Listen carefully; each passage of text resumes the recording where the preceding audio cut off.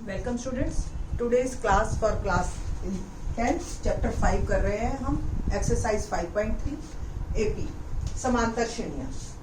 आज जो है हम क्वेश्चंस कर रहे हैं 5.3 के क्वेश्चन नंबर 4 ऑनवर्ड्स। इससे पहले के 3 क्वेश्चन हम कर चुके हैं और इस क्वेश्चन को करने से पहले मैं आपको एक बार फार्मूला फिर से रिकॉल करवा देती हूँ कि हमने जो फॉर्मूला है सम ऑफ एन टर्म्स का Sn equal to n bye 2 2a plus n minus 1 into D, ठीक है।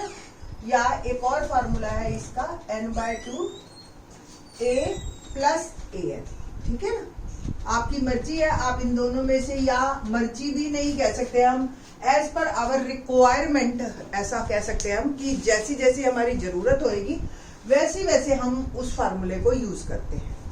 एक बार को और थोड़ा सा रिकॉल करवा देती हूँ मैं कि अब हमारे पास 5 चीजें हो गई हैं, Sn, An, A, N और D। अगर आपको कोई 3 चीजें भी आपको पता है, बाकी 2 चीजें आप बड़े आराम से निकाल सकते हैं। पिछले 3rd क्वेश्चन में हमने इसी तरह के क्वेश्चंस किए थे, ठीक है। अब इस क्वेश्चन को पढ़ते हैं और क्वेश्चन को पढ़ के हम ये देखेंगे कि इन 5 में से हमें क्या चीजें दे रखी हैं और क्या निकालना है। तो क्वेश्चन नंबर 4 है हमारी एनसीईआरटी एक्सरसाइज 5.3 में, how many terms of the AP 9, 17, 25 must be taken to a sum 636। What does it means? इस एपी में 636 योग प्राप्त करने के लिए 9, 17, 25 के कितने पद लेने चाहिए, ठीक है। तो एक तो पता चल गया कि 636 जो है वो Sn है। इस एपी के अंदर ए भी पता चल गया आपको, ए क्या है?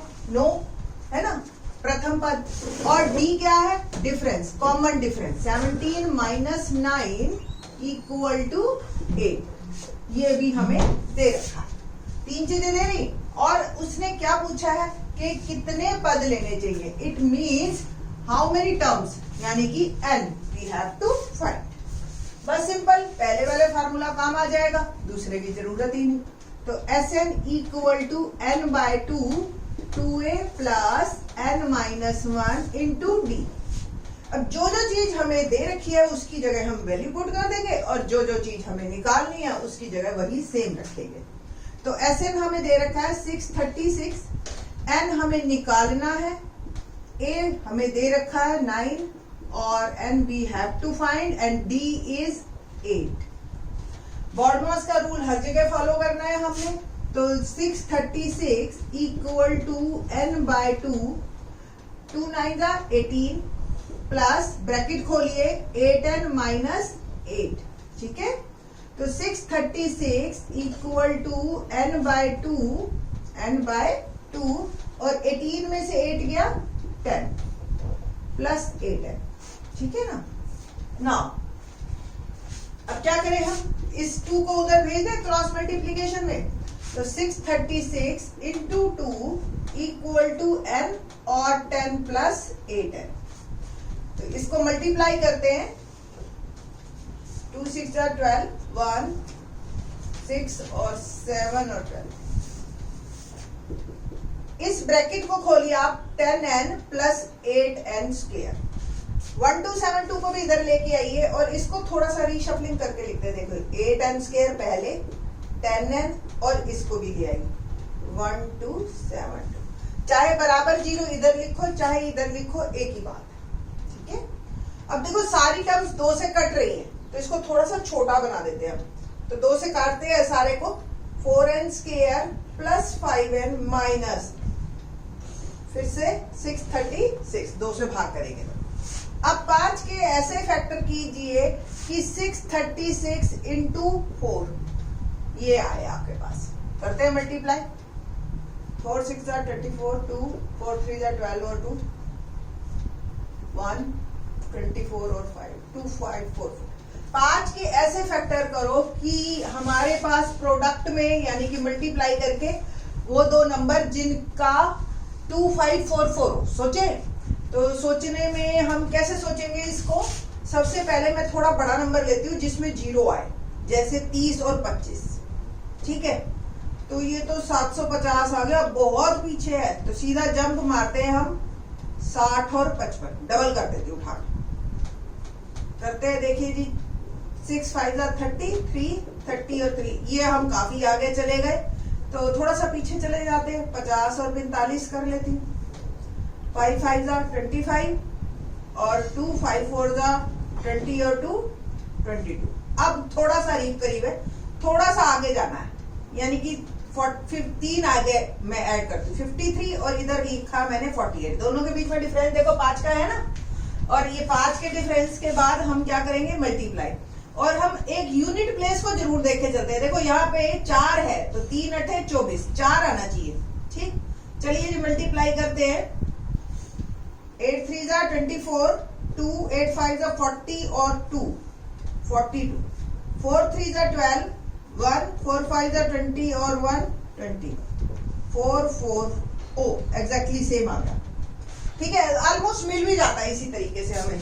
तो 4n² और प्लस वाला चाहिए तो बड़े वाले को हम प्लस दे देते हैं, और माइनस वाला हो गया 48n 630 से इक्वल टू 0। अब इन दोनों में कॉमन क्या है, n, तो 4n प्लस 53। देखो n कॉमन लिया, इधर क्या बच गया 4 और n, इधर बच गया 53। माइनस इन दोनों में देखो माइनस कॉमन है, और क्या कॉमन है देखिए आप, दोनों के दोनों नंबर 16 से या 12 से कट रहे हैं, 12 से। ठीक है, तो 12 कॉमन लीजिए, यहाँ क्या बचेगा 12 चौक 48, माइनस का प्लस हो गया, और 12 से 636 को करते हैं हम।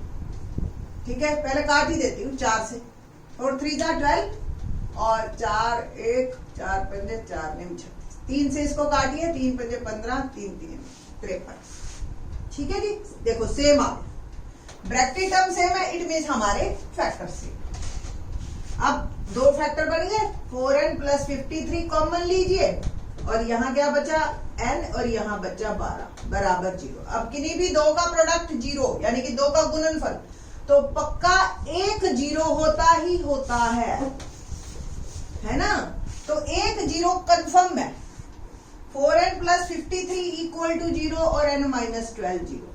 यहां से n का मान आ गया 12, और यहां से आपका माइनस और फ्रैक्शन, ना तो आपका n फ्रैक्शन में हो सकता है और ना ही नेगेटिव हो सकता है, तो आपने ये कैंसिल कर देना है, और आंसर इज 12। तो टोटल कितने पद लेने चाहिए हमें, 12। उत्तर क्या है 12। ठीक है, 12 टर्म्स। ठीक, नाउ क्वेश्चन नंबर 5।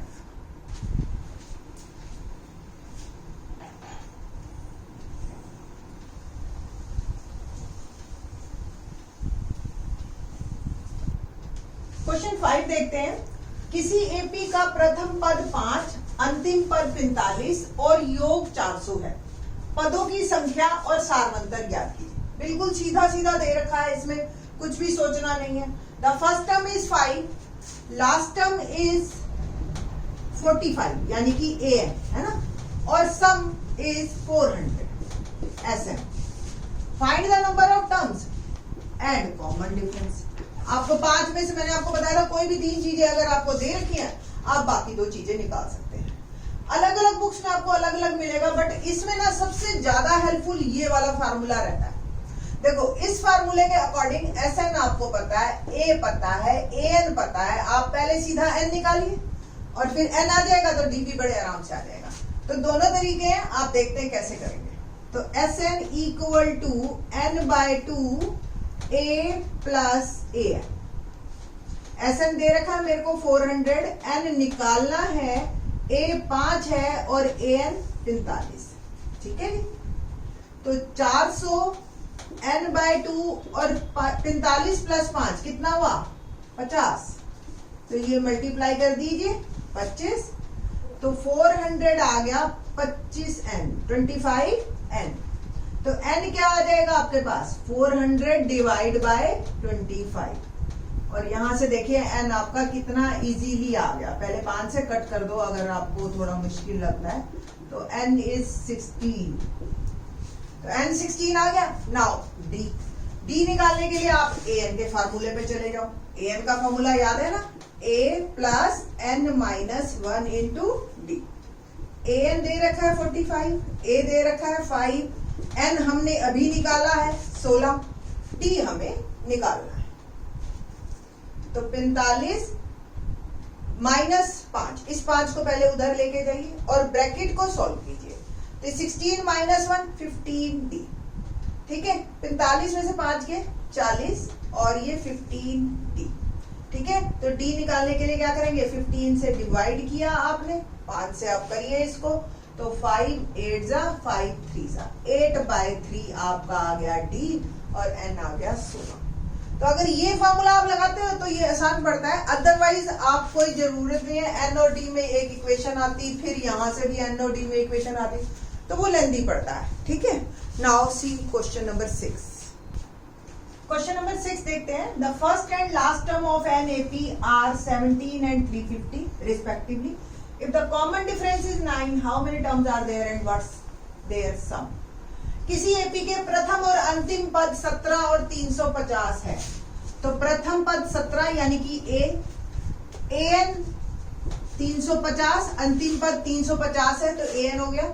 यदि सार्वंतर 9 हो यानी कि डी, ठीक है ना, 9, तो इसमें कितने पद है और इनका क्या योग है। तो क्या क्या निकालना है, एन निकालना है और एस एन निकालना है। बहुत आसान है। पहले ए एन के सूत्र से एन निकालेंगे, ए एन का फॉर्मूला डाल के। तो ए एन क्या है formula, A plus N minus 1 into D, ठीक है जी।